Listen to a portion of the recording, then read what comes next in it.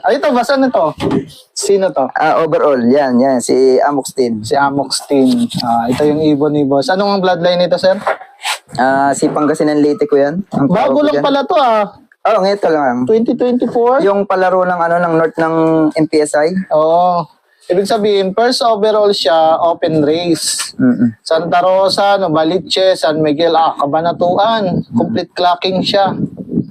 Tapos second overall siya sa pan race.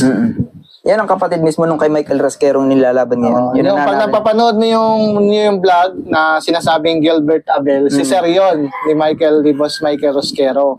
No? Yung ibon na matigas ang ulo. Lahat ng lahi niyan.